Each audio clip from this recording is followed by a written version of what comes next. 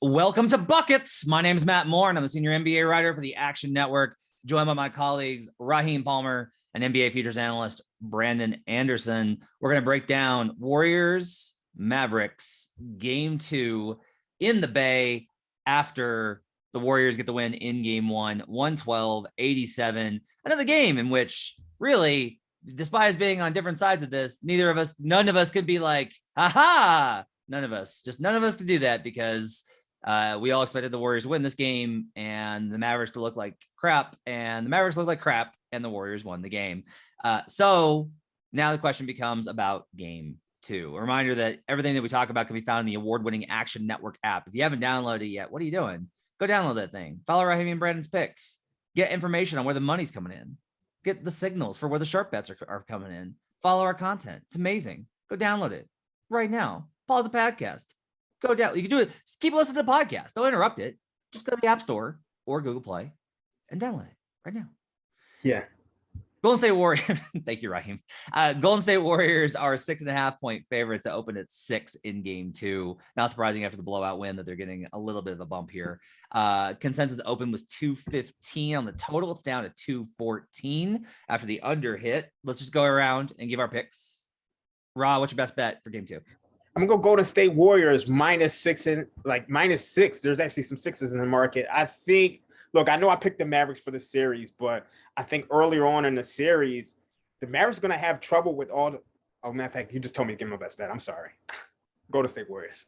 Golden State Warriors -6.5 is his best bet. Once again, Brandon, he's doing that thing that you hate, where he's picking the other team to win a series and picking them to win both home games. And then basically trying to prescribe the entire series. What's your best bet for Game 2? I have a feeling I know, but I'll ask. What's your best bet for Game 2? Yeah, I have a feeling you know too. I'm going with Old Faithful. I'm taking the Warriors home third quarter. Give me that third quarter action, -1.5 to cover. I might look for an alternate line once we get one there. I don't want the Warriors for the game. I don't know that they're going to have a great first half. I looked around. I want to bet Warriors second half, so I might just end up playing live on the second half, but I'll take Warriors third quarter and probably add some second half action too. Okay. I'll be on Warriors -6.5 with Raw. I'll be on Warriors third quarter with Raw. I kind of want to bet Mavericks first half, but then I would be doing I'd be trying to hit too narrow of a window here. Right. Yeah, that's a tough thing to do. It doesn't mean that's how the game script seems to me is Mavericks cover or up at the half, and then Warriors have a big third quarter, and it's a coin flip fourth. Yeah, no, it would be crazy to bet on a team to lose the beginning part of a thing twice in a row, but then still win the thing at the end. That wouldn't make any sense. Don't do that. Look, yeah, Rob, I got look, man. If the Warriors, you saw that. I know you saw the stat last night, them being 19-1 when they win Game 1 of the series. Yeah, honestly, last night was not encouraging. Okay. All right. I like that we don't do a lot of reconsidering our priors on this show. So I'm excited to hear this. Why are you kind of reconsidering? Why was last night not encouraging? I mean, you said it before. It's just the Mavericks haven't seen this level of movement. Yeah. And the movement, the back cuts, everything like that. One of the craziest stats that I saw is that the Golden State Warriors actually scored 1.32 points per possession after a Mavericks make, and 1.14 points per possession after a miss and a live ball defensive rebound. So it's just the speed in which the Warriors are playing at. The Mavericks just aren't used to it. And to me, when you watch that game, the Warriors didn't even have a great shooting night. I mean, they had a great shooting night from 2, but from 3, they were just 10-19. So, look, I mean, I gave out the Klay Thompson under 21.5 points. He didn't have a monster game. Steph Curry didn't have, none of these guys had monster games. So it's just I feel like I didn't see the Golden State Warriors' best game yet. And that's the scary thing. Yeah, I thought Steve Kerr was really good. Look, we all saw the same thing. We saw the Warriors run at every chance early in the game, and we saw them put Luka in all the action that they could. They threw every defense at him early. They gave him a ton of different looks. They had Andrew Wiggins very aggressive, especially in the first half, getting Luka in the action. they had a plan. The plan was, let's tire this team out. They just played a 7-game series. We were rested. Let's get them tired. And boy, did the plan work. Luka had 2 points in the second half and 6 turnovers. And this was a coaching win and a strategic win. And it also, like, Andrew Wiggins was the MVP of this game. Wiggins was awesome. He scored 19. He had 3 3-pointers. He was great on both ends. I've called this the greatest season, or one of the greatest seasons in Timberwolves franchise history. We got Jimmy Butler and Andrew Wiggins heading towards the finals. Like, this is another win for the Timberwolves this postseason. But Jordan Poole, I thought, was good. Otto Porter back off the bench was very good. This to me, there is strength in numbers on this Warriors team. And this to me is a strength in numbers Warriors win. Just like Raheem has said, same old strength in numbers with this Warriors team. I'm joking, but really the depth and the coaching is kind of what won the game here, even though neither of the team stars were great. The Mavericks line of thought, this is from their bloggers, the smart bloggers that I follow, from the reporters, from the team, is they miss shots. What are you going to do when you miss all these threes? What are you going to do? Like, they just miss shots. Here's the numbers. It is objectively true that they missed relative to their expected EFG. Like, their numbers were poor there. I pulled the actual numbers because I wanted to know about contest level, right? Mm-hmm. Second Spectrum has Mavs with just 5 uncontested 3-pointers. Like, everyone will oftentimes feel like those shots are open, but they weren't. They were a little bit more rushed. They shot 1 of 5 on them, so they were terrible on them, right? Not surprising. They shot 22 lightly contested to 21 heavily contested. That's not a good ratio for the Mavs in terms of the contest level. They shot 6 of 22 on lightly contested. That's the number that you look at and you go, yeah, like, that's where they're probably going to be better, which is why, like, part of me kind of wants to bet Mavericks plus 6.5, just based off of, like, could this be a tighter game? Like, now that I'm thinking about it, like I said Warriors minus 6.5. I think my concern, Raw, on the spread is the overall scoring. Like, the Warriors push pace, but the Mavs are still going slow. Right? Yeah. Like, this wasn't like a high scoring affair. It went under comfortably. So if it's a low scoring game and we get, like, even if I think that the Mavericks weren't way below expectation from an eye test standpoint, if they get just shoot a little bit better, and that helps them get set on defense so they're not as scrambled, so that lowers the Warriors a little bit, and it's a low possession game, now all of a sudden 6.5 feels like a lot of points. Yeah. Like, I like the money line, but I'm having to pay too much for it. Yeah, I mean, let me ask a question for both of you, because you both took Warriors 6.5, but you both seem to feel like the Mavs are gonna, well, certainly Matt seemed to feel like the Mavs are gonna come out and play tough in the first half. So isn't your better play to bet the Warriors live and look for a better number than a 6.5? Yeah, that's a good point. Yeah, that's probably what I'll do. Yeah, that is a good play. Because that's kind of where I ended up too. That's why I was looking for the second half line. Let me give you some home road first, second half split numbers here. The Warriors at home in the postseason so far, 7-0, 119 offensive rating, 103 defensive rating, net rating plus 15.7. They've been awesome. We know that their numbers, Raheem, you talked yesterday about the Heat, how good they've been at home. The Warriors and the Heat numbers are basically identical at home. Like, they've been fantastic. The Mavs are 3-5 on the road. They have a net negative 6.1 rating. Here's where it really cuts off, though, is the second half. Warriors first half, they've played with their food at times. We know that that's what this team does. Second half, Warriors at home, 129 offensive rating, plus 22.4 net rating in the second half at home. Mavericks on the road, first half, remember, they have a minus 6.1 net rating overall. First half net rating minus 0.6, basically playing them even. Second half net rating minus 11.5, and they have 122 defensive rating in the second half. So the thing we saw in game one, which is the Warriors came out, they ran at them, and the Mavs got tired. Luka got tired, and the game got away in the second half. That is what's happening for the Warriors in their favor, and that's what's happening for the Mavs against them on the road all postseason. So to me, maybe the Mavs don't come out in the first half and keep it close anyway. But I think the Warriors do win, but I think the second half pull away is the angle that you want to look for. I go back and forth, and because I do think, like, I got more and more aggressive on Warriors the closer to tip. I gave out minus. I gave out Warriors and 5 on heat check, and I backed it up with a bet. Like, I bet Warriors minus 2.5.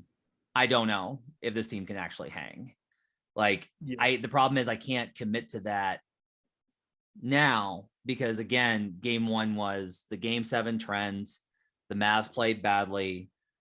Their own, like, people that analyze the team nightly were like, they looked really tired. So it's like a better effort could be coming in game 2. And that, you know, the Mavs win game 2. I think my minus 2.5 is dead. It's just dead. Right. So I bet slightly not before the series. It's not that I didn't feel encouraged by last night, because last night was like so prototypical. I guess here's part of it. It was so much to script what I talked about and what I thought about the series that it makes me nervous. It was like, hey, they're going to be able to get back cuts because you switch everything, but you don't protect the rim. Hey, Andrew Wiggins is going to have a big series. I played the over on Andrew Wiggins points and rebounds on heat check. Yeah. Like, Steph only had 21. Yeah. Not a monster Steph game. Right. And he's probably not going to have a huge series. I think unders on Steph's are probably going to be okay because they're sending 2 at him every single time. But you saw, like, part of it was like the regular season matchups that I think Mavericks fans were really keyed in on. You saw the Draymond factor last night. Yeah. On really both ends of the floor, honestly. Like, him being able to initiate offense. It's like, well, they're going to leave him open and dare him to shoot. Draymond's not just going to be like, oh, all right, then. Draymond's going to be like, I'm going to drive and put pressure on you and then attack you. Like, that's what I'm going to do. The Mavericks, meanwhile, you know, Jason Kidd at the quarter interview was like, we got to attack the rim more. And then they took more threes. Like, this is part of it. Ra, is part of your diagnosis of this team was how much, like, you liked, like, the, you know, space the floor and shoot a ton of threes. That's all they do. Yeah, that is literally. They're going to live and die. They're going to live and die by it. And that's why I don't want them for game 2, like, at all. Like, it just was not encouraging at all. Like, I just don't know how you can watch game 1 and say, I'm coming back on the Mavericks here. So let me, I tried to think, like, as I prepared for the podcast, I was like, well, this is kind of boring. The Warrior, like, it feels like this is over. It feels like the Warriors just got this. So I was trying to think, okay, well, what's the opposite of that? Like, what are the reasons for Mavs optimism? So here's the list I came up with. Number 1, the Mavericks had 19 more 3-pointers than the Warriors. That was on purpose. The Warriors did that on purpose. But guess who else did that on purpose? The Suns. And it didn't work out very well over the course of the series. 19 more threes, when you start to make a few of them, is going to be the same 3 greater than 2 problem that the Suns face. This is identical to what happened in game 1 of the Suns series. We talked about how the Suns made a ton of 2s early on, and the Mavs were still getting their 3s up. And when that math switched, that was a problem. So that's one reason for optimism. Number 2, same thing with the 3s. Jason Timpf had this number up. So a little slightly different than yours, Matt, on the contested 3s, but he had defender within 6 feet. The Mavs had 28 3s with no defender within 6 feet. They're 8 of 28 on those. So that number is probably going to get better. That's a low percentage. And also 28 open 3s, or however you want to call those 3s, compared to only 17 per game allowed by the Warriors. So the Warriors gave up a lot more decent to good looks than they normally would, even though they had a great defensive effort. So we have every reason to believe the Mavs are going to hit, you know, even 5 more 3s in this game still puts them at only 33%, which is still a poor shooting game for them. They were under 23% in the game. That's 15-point swing. And so in most versions of this game, it's not the blowout it seems. They still lose, but it's closer. And then the third thing that I'm sure we all saw, the Warriors were sloppy, like always. And they're throwing Steph had that one play where he just threw the pass somewhere out to half court and then somehow relocated and hit a 3 because it's Steph. So of course that he did. But the sloppy thing, the turnovers, it wasn't as bad yet because Dallas isn't quite as ready to take advantage of it. But the Warriors are still doing the Warriors thing. So I go back the other way on it though. Oh, you got your cute little turnovers. Yeah, you got blown out. You had no shot in this fucking game because the Warriors defense is a lot better than the Suns. I think that's true. I personally do. I think the Warriors defense is a lot better than the Suns. Yeah, it is. Because the Warriors, I talked about versatility all year with Phoenix. I talked about that all year. And we really kind of saw it. I didn't understand why Phoenix went from a really versatile team in 2021 to we're great at what we do. You're moving backwards. Like, versatility's everything. It's the only reason Nick Nurse has a title and Fred VanVleet had a kid. Like, that's the only reason. Like, they threw so many different looks at him, and you can tell that it rattled Luka, because this is part of it. You can talk about the missed threes. Again, most of them were contested, but you can talk about, and I'll say this, I did not feel watching the game. And I was looking for warning signs. I'm betting on the Warriors. I'm always looking for, like, how am I going to get screwed here? I didn't watch the game and felt like those were great rhythm threes. A lot of them were offensive rebounds when the Warriors went small and then, like, chucking up shots versus stepping calmly into them. I didn't feel like these were great rhythm shots. That's a perception thing, right? You can disagree on that. That's fine. But there were some open threes. And like you said, I mean, there was a stretch in the first quarter or the second quarter where they got like 4 offensive rebounds, and Dinwiddie, Brunson, Kleber all missed one. Like, Kleber didn't hit a 3 for like the first 2 quarters. So it's like they did miss a ton of open looks. I think they started off 3 for 17 from 3. That's not going to happen typically. So I just think the Mavs were in a bad spot, but I think this is going to be a series where the Mavs are going to have to win with their offense. They don't look comfortable, is how I did see a Mavericks write it. And that to me is like a very big thing. Yeah. And honestly, Brandon, this plays into the 2-point thing too. So how did the Suns generate their mid-rangers? Pick and roll, mostly. How did the Warriors generate it?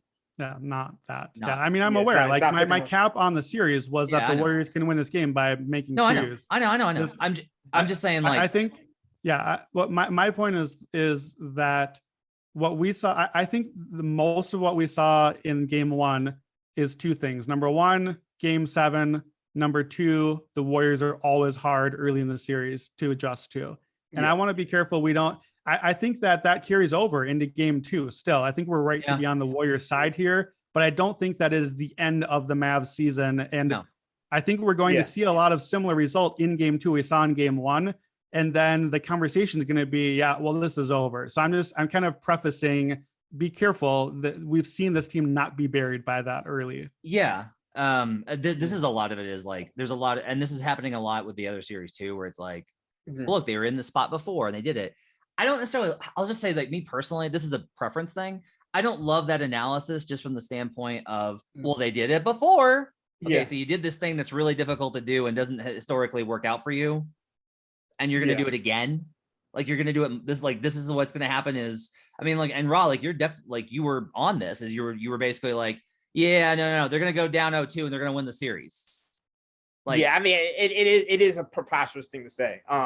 But it's not a preposterous thing to say, because it very well could happen. The question is, like, whether or not you should bank on. And that, I mean, I think that's why I didn't bet the Mavericks before the series. Now, look, theoretically, if you already have a number of positions that you're looking to hedge, theoretically, at Bet Rivers, you can bet Celtics -1.5, Mavericks -1.5, both of them win in 6. And that pays you 24.56, by the way, plus 20. That's -1.5. It's Mavericks -1.5, Celtics -1.5. So both of them win in 6 is plus 24.56. Yeah, see, I'm not willing to go that far. I honestly, I think both of these series are long series. I think both of them could be. Here's the thing, but 6 is long. I'm just like, if you say long, you just think what you mean is 7. That's fine. That's I mean, at least in this, I think this is a 7-game series. I do. Okay, I don't. I just don't like. I just don't think. Because here's a lot of it is, if we're looking back at the previous series, because like Brandon mentioned, like, look at what happened with the Suns. I think here's the big question. All right, so they won by 25. Is that right, in game 1? Yes, 25. Okay, so they won by 25 in game 1. If the Mavericks play better, shoot better, the Warriors still have a tactical advantage because of home court and that communication. Is that worth Like, are those factors, if we tighten it, does it tighten by how much? Does a 25-point advantage become a 7-point advantage? Because at that point, it's too narrow for you to bet Warriors. If you think it shortens it into like not a coin flip, but like, all right, a +4 for Golden State, you probably need to be betting Dallas. That's within the margin. You got 2.5 points of value here. Like that to me is how I would think about it if you're going to bet this game. Like my best bet was Warriors -6.5. I'm off of that now. And I am telling you, I'm going to do what Brandon advised, and I'm going to bet the Warriors live, because I do think that the Mavericks win first half. I don't want to bet it. I think the Mavericks have a lead in the first half, and I will bet Warriors at that point. That makes sense. And I think that's why I'm avoiding clearly I think the Warriors are going to win this game also, but I think that's why I'm avoiding the -6, 6.5. Is I'm kind of eyeing this game as a 5 to 12 point margin sort of game. And then it's just like, oh, well, who made a couple garbage time shots, or like I don't know that I really worry a lot about the Mavs winning this game in most scripts. I just feel like I don't want to play with the 6.5 number at the end. So that's why I've been looking for a different way to not necessarily have to go on that number. Do you want to do props? Yeah, let's do props. Yes, do. So two that I was looking at: Draymond Green rebounding over. He's 8.5 rebounds, that line. He had 9 in game 1, only played 29 minutes. Draymond, we've talked about Draymond rebounds a lot. He averages over the last, over this Warriors run, over these last 5 years, he's averaging about 10 rebounds a game. Obviously, Looney was big early, but outside of Looney playing, the Warriors have rebounded well in the postseason, but it's a lot of Wiggins and Draymond both. Wiggins' rebounds were down, and I think are going to stay down because he's paying a lot more attention to Luka, and Luka's a good rebounder too. So I think Draymond's going to have to keep rebounding well. Over 8.5, I like. What I like even better is at DraftKings, you can play the series average, and Draymond's series average over under is 7.7. I played that before game 1, and they didn't move it. Still at 7.7. So I think that's a very good series bet to take. I think he's going to get around double-digit rebounds most games. The other one I like, and a little bit less, I'm curious to your guys' thoughts on this one. So Jordan Poole, we talked about coming into the series that Draymond was going to be really important because he's the guy that can pressure the rim, and the Warriors don't have a lot of other guys that do that. Well, Jordan Poole is another guy that does that. And what I saw in game 1 was that Jordan Poole could get anywhere he wanted because when he's in against those backups and Davis Bertans and Kleber, no shot. They have no shot. We got a clinic of Poole just dribbling, getting anything he wanted. And he finished with 19 points, 7 of 8 on twos. He's a good finisher, and those are good looks at the rim. And so I like Poole over 60.5 points. I think he's going to score a lot against those guys. I think also, I want to say on this, on the total, I think I'm going back to the well on the over. The regression point here is Mavericks offense. Yeah. And the reason I kind of bring that up in this context, Brandon, is I like the Poole over, and I may actually same game this with Andrew Wiggins over again. Wiggins, I said this on Heat Check, he is 3rd on the Warriors in points off of cuts for the season and 1st in the postseason. That's and it makes sense, right? He's not on ball, but they really trust him. Yeah. They will give him the ball, and especially if he gets those smaller dudes on him. Yep. He just rises up and he's able to hit nice, easy 8-10 foot shots. I love where Wiggins' game is at right now. You know, the defensive stuff, whatever, he's going to get cooked. Luka had a bad shoulder. Anybody gets cooked by Luka. Yeah, that's not Luka even had a bad shoulder. He had a bad night. They brought help. The Warriors did a lot of good stuff. Luka's going to be better in game 2. He will. Yeah. I don't know if I want to bet the overs, but no. Yeah. I think the question for the over, though, in relation to these kind of props and how this is playing out, Roz, whether or not we think, okay, if the Mavericks make buckets, can they slow the pace? Right? Yeah. Which is a really interesting thing, because we're basically saying we expect the Mavericks to score more, but that also may help reduce the overall scoring. But they ran. I mean, I gave you the stat earlier about how the Warriors scored so much off of Mavericks makes. So even that's scary. That's true. Yeah. So, I'm going back to the well on the over, because the Warriors put up 112, and you mentioned it wasn't off of those Mavs misses. Yeah. So if they put up 112 and the Warriors just put up or the Mavericks just put up a decent number, and are able to hit some shots. If you're looking for a Maverick to play for the regression angle on 3-pointers, Brandon, what's the play? I think it's Bullock. On threes. Bullock. Yeah, I've had a hard time playing Mavs threes because that was clearly the angle to play with Phoenix too, because they're getting so many out. But it's hard to find rhyme or reason. Like Bullock got 10 up, so I think he's probably the safest play. But it's hard to play Kleber or Bertans. You never know if the attempts are going to be there. By the way, quiet game for third best player in the series, Dorian Finney-Smith. Only got 3-3-pointers up. 5 points. Tough to win on the road when the third best player in the series only has 5 points like that. So yeah, if I'm gonna play someone, I think it's Bullock just because he's gonna get the volume, but you're gonna pay for a higher number on him too. Well, I have a tactical reason for it too. They started running a ton of pick and roll with Bullock. And if you pay attention, the Warriors are hedging, to buy time so that he can't get Steph on him. So when Luka runs pick and roll, they hedge with Steph and then Steph recovers back. But if you just run pick and pop with that, which is what they like to do with Bullock, it's 3-pointers. But here's part of the thing with the Warriors. The Warriors are going to be like, no, Reggie Bullock scores 50. Congratulations. You win. You win. You were the better team. Honestly, I would rather have his overs on threes than it seems like Kleber can't stay on the floor. Yeah. I mean, look, that's one of the really interesting things about this is, right? So they get all those offensive rebounds in that first half, which led to all those threes. But as the game wore on, they played Dwight Powell 14 minutes, Kleber 18:56. And I know some of that was garbage time, but look, man, if you were having to play DFS at center, you're going to get killed by them on the boards. Yeah. And the Warriors were plus 16 rebounding, and the Warriors have rebounded great all postseason against good rebounding teams. I noticed preparing for the series, I noticed that Kleber and Bertans were both just barbecue chicken for the numbers, the plus minus. It was Kleber also, I think, was something like 4 of 17 in the regular season against the Warriors. So he's not even if he's not going to get the shots up and he's not being able to perform on defense, that's a problem. And that's a problem not just for Kleber props. That's a big problem for Dallas series because you got no big men left. And now, we said that the Warriors may not necessarily want to try to get into a 3-point shootout with the Mavs. Well, the Mavs definitely don't want to get in a small ball shootout with the Warriors. This is the team that invented the small ball modern era. This is not the team you want to go to war with there. Well, that's great too. I think what's great about this Warriors team, honestly, is that the Mavs are basically oh yeah, you want to play small? We're not going to let you shoot threes. And the Warriors are all right, well, we're going to shoot pretty open 8-foot jumpers and get to the rim. How about that? Does that work?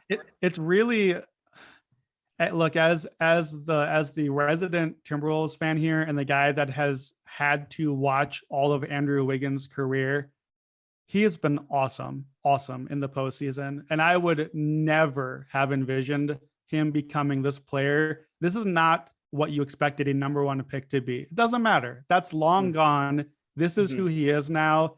He has been everything the Warriors wanted him to be in that role, using his size, playing as a role player, scoring where it's needed. He's hitting threes now. He had a couple of big threes in game 1. He has been exactly what they need him to be. And honestly, I've dumped a lot on Wiggins over his career, and it's pretty cool to see him just being just what they needed from him. Look, we do a lot of serious bets on this show. We take a very conservative approach. Brandon takes very calculated long-term approach. I'm just saying a Warriors money line, Warriors third quarter over 214, Bullock over 2.5 threes, Draymond over 8.5 rebounds, Jordan Poole over 16.5 points, Andrew Wiggins over 16.5 points parlays 49-1. I'm just saying. Oh, so that's all. I'm just saying. You only got to hit. I'm gonna make Ross sick with this talking about this. Oh man. Wait, I got one for Raheem. We talked about this earlier. Raheem, we got the option. You can play to win the game, to win the series combo.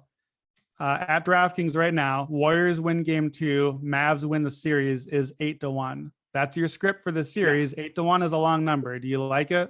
I'm not touching it. Why not? Why do you keep telling us that you like one side of the series but are unwilling to actually bet it? because to me, the spot is Mavericks game 3. That's the spot I want to hammer, and then I want to go from there. Okay. You understand what I'm saying? Already, Like I will say this: he already bet Maverick. You bet Mavericks to win the series, yes? I put a small amount on it. I didn't put anything crazy on it. It pains him to bet futures, man. It just pains him. Which, look, he's a professional bettor. He does very well, but I'll agree. Like Celtics, I'm gonna parlay Celtics Mavericks game 3 money lines. Mm-hmm. Well, what about this real quick? Because we've talked about this before. You can bet East or West to win the finals. I think we all talked about like the physicality of the Celtics or Heat against this Warriors team would be a real problem for Golden State. I believe the East is something like plus 115 right now. What do you think about an East bet? I mean, you know me. I just want to bet. If you're going to go that route, just you want to bet matchups. I want to. Yeah. Well, no, you can bet exact result. Just bet Heat over Warriors right now. Bet Heat over Warriors, Celtics over Warriors right now. Like you'll get the better number on it, right? Like, that's I'm not sure if you get the better number because I think you're getting the best of it that way. But I think though, to counterpoint my question, since we all think the Warriors are going to win here, you wait till after that and then bet the East if that's the script where you think it's going, because then the Warriors, the West number will be even heavier once the Warriors would go up 2-0. Yeah, back on the 13th, so that was 6 days ago.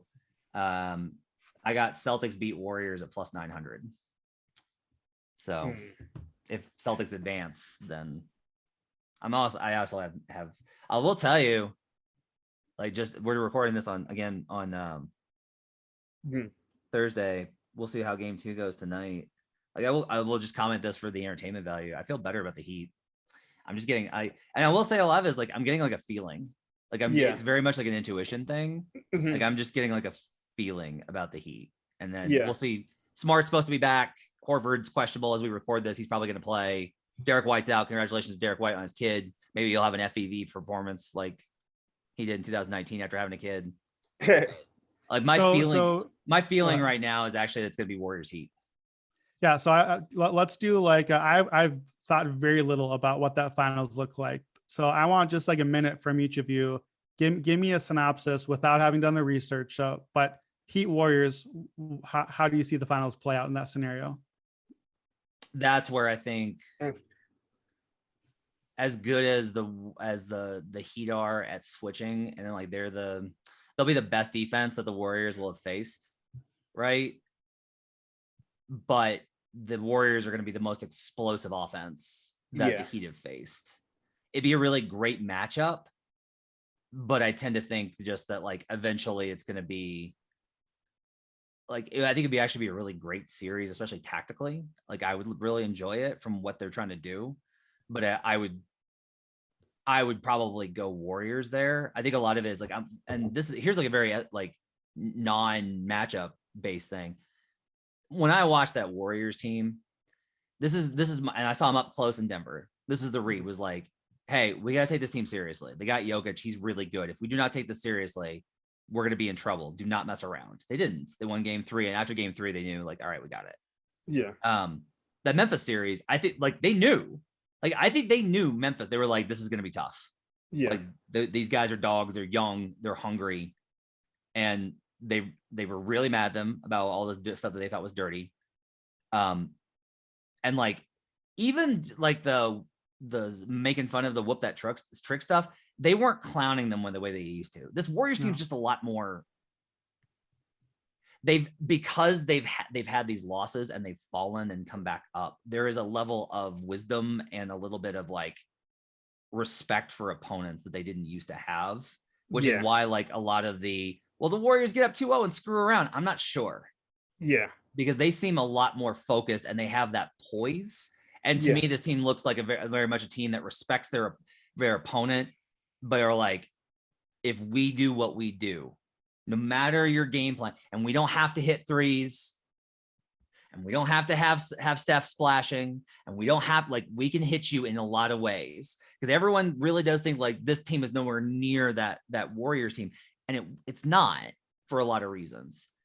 But I will say, like, I think at this point I trust Wiggins and Poole more than I did a lot of those other guys. Even like Sean Livingston, who was reliable, could only play like 10 minutes. So like my confidence in Golden State is gaining, not because they've won. It's the way that they're winning and the way that they're acting actually that makes a big impact on me. I know the tactical stuff. If they had a weakness that I would just be like, they're going to get killed there. But there's not a team left that I go like, oh no, that's a really bad matchup for them. I think Boston would beat them. Yeah, I think Boston would beat them. And it's so funny. I was talking to Warriors ownership at the Grizzlies game 5, and I asked him, "Are y'all scared of anybody?" And he was like, "No, they feel like if we hit our shots, we're good." And I was like, "Yo, I think Boston it's just a bad matchup for y'all, just because of the way they defend." Talking shit to the billionaires, I love it. But it's like, I mean, honestly, I think they would beat the Heat in 5, just because I just don't think the Heat have enough offense. Like, I mean, they obviously the Heat are a solid defense, but look, we saw in that first half the Celtics kind of got whatever they wanted. Yeah. So when folks listen to this, we will now know the winner of East game 2. You guys both bet the Heat in game 2. If you're right, and the Heat have won game 2, so the Heat are up 2-0 and a pretty sizable favorite now to make the finals. And if you listen to the last half hour and you agree that you're with us on the Warriors to win game 2, then your actual best bet should probably just be Warriors to win the title. Like, that's the real play you should be making then. That is a good point. Yeah, that is a really good point. But I'll say the better one is wait until after game 3. Because we think that the Mavericks win game 3. Wait till after Mavericks game 3 and then bet whoever's up 2-1 in the Heat series. Bet Warriors over that team finals exact outcome.